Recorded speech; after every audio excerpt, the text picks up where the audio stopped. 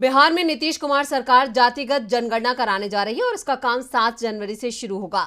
जातियों की गिनती का काम 2 चरणों में पूरा होगा और इस जनगणना से जहां नीतीश सरकार खुश है तो वहीं केंद्र ने आपत्ति दर्ज करवाई है। बावजूद इसके सूबे में गणना तो होने जा रही है, जिससे सियासी पारा गरमाना तय है। बिहार में जब से सत्ता परिवर्तन हुआ है तब से जेडीयू और बीजेपी के बीच तकरार का दौर जारी है।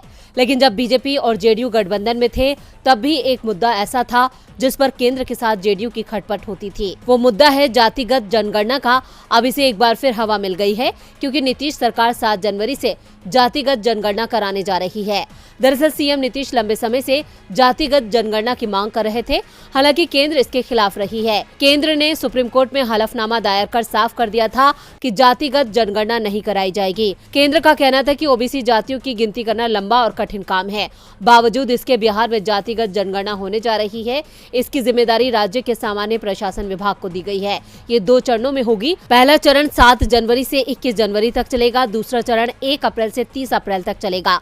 पहले चरण में घरों की गिनती होगी। इसकी शुरुआत पटना के वीआईपी इलाकों से होगी। इसमें विधायकों, सांसदों और मंत्रियों के घरों को गिना जाएगा। इसके अलावा घर के मुखिया और परिवार के सदस्यों के नाम भी दर्ज किए जाएंगे।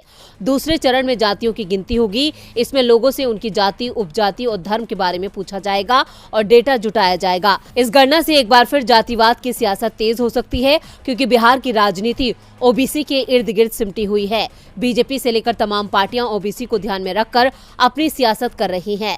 शायद यही वजह है कि केंद्र में बीजेपी जातिगत जनगणना का भले ही विरोध कर रही हो, लेकिन बिहार में वो समर्थन में खड़ी हुई है।